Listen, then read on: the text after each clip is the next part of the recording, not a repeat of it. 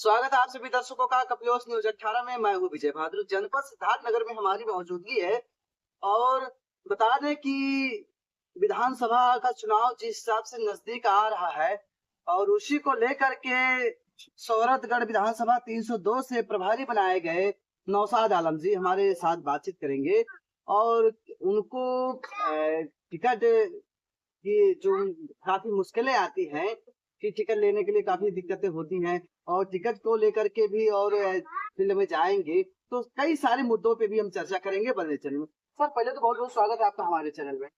जी बहुत बहुत शुक्रिया। मैं ये देखते हुए कपिल स्टेडियम में शुक्रगुजार हूँ कि आप लोग यहाँ तक।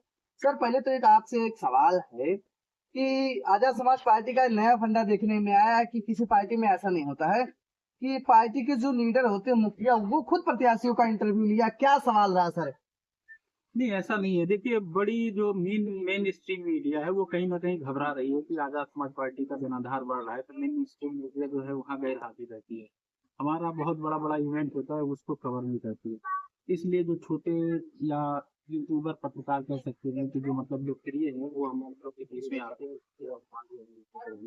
सर, विधानसभा 303 का 302 का प्रभारी बनाया गया, तो क्या मुद्दा रहेगा सर? लोगों के बीच में जाएंगे, क्या मुद्दा जाएंगे? देखिए, बहुत क्लियर स्टैंड है हमारे पार्टी का। शोषित वंचित समाज की जो समस्याएं हैं उसी को बनाएंगे और उसी के साथ करेंगे। और शोषित वंचित समाज का सारा मुद्दा आप लोग जानते हैं, सब लोग जानते हैं। नहीं, दर्शकों को हमारे बता दीजिए, एकदम नहीं, सस्पेंस में मत रखिए। नहीं, शिक्षा का है, बेरोजगारी का है, शराब का है, बहुत तमाम समस्याएं हैं। समस्याएं ही समस्याएं हैं, कोई एक दो समस्या गिनाने से काम नहीं चलने वाला। अच्छा सर, विधानसभा 302 की अगर बातें किया जाए तो काफी सारे धुरंधर जो है प्रत्याशी आपके सामने होंगे, तो क्या उनको आप टक्कर दे पाएंगे? नहीं, धुरंधर की कहाँ से बात आ जाती? धुरंधर मतलब क्या होता है आप बताइए? कोई बहुत ज्यादा ताकतवर हो गया या बहुत बड़ा महल बना लेता, रहता तो एक कमरे में ना, तो फिर वहां धुरंधर कहाँ से बात आई? जनाधार कोई लेके आए। जनाधार तो हम लोग के पास में है। भीम आर्मी आजाद समाज पार्टी के पास जनाधार है। अभी तो सिर्फ नए नए संस्था, नई नई पार्टी है ये। नहीं, नई नई संस्था, नई नई पार्टी है, लेकिन ग्रोथ आप देखिए। हर चुनाव दर चुनाव हम लोग जो है डबल होते जा रहे हैं। 2014 2022 में जो हमारी पार्टी को वोट मिला था वो 14,000 मिला था। 2024 के लोकसभा में हम लोग को उसका डबल वोट मिला और 2027 में उसका जो है 4 गुना हो जाएगा। तो अभी क्या है कि हम लोग जो फंडा, अभी हम लोग का मतलब एक स्टंट है, एक जो नीति है, हम लोग का कोशिश है कि जो हम जिस पार्टी से हमारी लड़ाई होनी है, हम उसका कुछ वोट तोड़ेंगे। 12 से 14,000 वोट तोड़ के। अभी क्या है, शोहरतगढ़ में जो पिछली बार जो विजयी हुए थे उनका जो है 72,000 वोट था। तो हम लोग जब इस बार काम करेंगे तो 72,000 से उनको खींच के हम लाएंगे 55,000 के आसपास। और जब 55,000 लाएंगे तो जाहिर सी बात है कि हम बढ़ के 40,000 जाएंगे कोर वोटर हमारे। और कोर वोटर के माध्यम से फिर भाईचारा कमेटी बनाने के लिए हमारे राष्ट्रीय अध्यक्ष जी ने बताया है। भाईचारा कमेटी बना करके उसके बाद में हम जो है उनको ओवरटेक कर जाए। सर, अभी जो देखा जा रहा है कि जो वर्तमान में प्रत्याशी हैं, नाम तो किसी का नहीं लेंगे हम, बस संक्षेप में, कभी जो चुनाव आता है यहाँ के लोगों को लुभाने के लिए, बुद्ध की धरती कही जाती है, वैसे मानवता की बात है, शांति रहता है, यहाँ के लोग भोले भाले माने जाते हैं सिद्धार्थनगर। तो कोई बाहरी प्रत्याशी आ जाता है, रातों रात पैराशूट से उतर जाता है और आपके जो है मेहनत पे पानी फेर देता है। ऐसा क्या आपके साथ भी होगा ऐसा?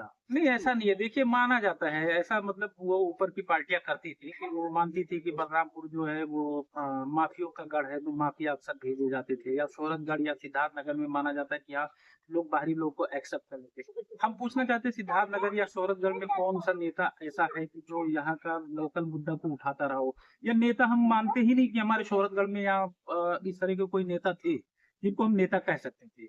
माननीय दिनेश सिंह जी थे। अब शायद इस दुनिया में, बहरहाल शायद क्या मतलब, अब ये तो बात गलत हो जाएगी, वो इस दुनिया में नहीं है, स्वर्गीय है। और हम जो कि बहुत लोकप्रिय नेता थे, तो एक नेता वही थे। और तो कोई नेता हमें नहीं समझ में आ रहा है कि मतलब शौहरतगढ़ में इस तरह का कोई हो जो जन समस्याओं के साथ में खड़ा हो जाता हो। तो बाहरी लोगों को तो भेजा जाएगा, मजबूरन लोग एक्सेप्ट करते थे, लेकिन अब नहीं करते। खासकर माइनॉरिटी समाज ने तो कभी नहीं एक्सेप्ट किया बाहरी लोगों को। क्या परिवर्तन लाएंगे क्या बारह में? परिवर्तन, सत्ता परिवर्तन के साथ में हम लोग व्यवस्था परिवर्तन करना है, ये हम लोग का बहुत स्टैंड। तो ये रहे हमारे साथ बातचीत करने के लिए 302 से विधानसभा प्रभारी बनाए गए नौशाद आलम जी। और काफी जो है मुद्दा है जिससे समाज वंचित है, दलितों की राजनीति अगर कही जाए तो असर, एक सवाल जाते जाते एक सवाल और है, दलितों की राजनीति अगर बात करी जाए तो एक उत्तर प्रदेश में एक बहुत पुरानी और बड़ी लेवल की पार्टी अगर मानी जाती है, और क्या आप उनके साथ जाएंगे फिर अकेले मैदान में होंगे? देखिए, दलितों की कोई पार्टी नहीं थी यहाँ। 85% की बात करती थी। मानवर काशीराम साहब जब आरपीआई छोड़ करके आए थे तो उन्होंने 85% की बात की थी। 85% के लोग साथ जुड़े। हम लोग भी जो है बहुजन विचारधारा के ही थे और हम लोग भी पुरानी पार्टी की बात अब कर रहे हैं, उसी के साथ थे। लेकिन जब देखा जा रहा है कि वहाँ व्यवसायीकरण हो गया, टिकट बिक्री, अभी आपने देखा खुलेआम जो है, मतलब इस तरह का कुछ वीडियो आया। उसके बाद में जो बहुत पुराने जो उनके कार्यकर्ता रह गए वो उग्र हो गए। अब बेशर्मी बेहाई वाली बात करते हैं सोशल मीडिया पे। आप देख रहे हैं कि मतलब किस तरह से जो है वो इतना घृणित तरीके से जो है मतलब बात रखते हैं, जो कि काफी शालीनता के साथ में भीम आर्मी आजाद समाज पार्टी के लोग बहुत शालीनता के साथ में उस बात को एक्सेप्ट कर रहे हैं या मतलब बर्दाश्त कर रहे हैं। लेकिन हमारे राष्ट्रीय अध्यक्ष जी का मतलब बहुत साफ साफ स्टेटमेंट है और बताया गया है कि माननीय बहन जी के बारे में आप लोगों को कुछ भी नहीं बोलना है।